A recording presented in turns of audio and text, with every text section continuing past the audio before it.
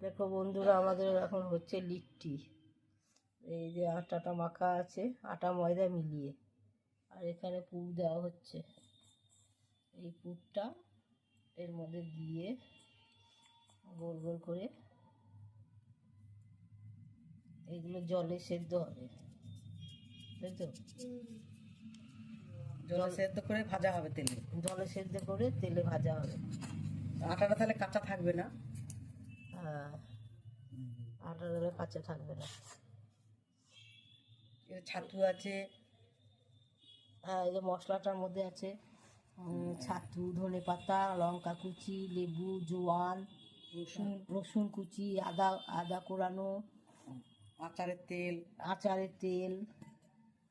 এই মশলাটা এত কিছু আছে, দিয়ে এর মধ্যে মেখে তারপরে পুর করা হচ্ছে। খেতে খুব ভালো লাগে।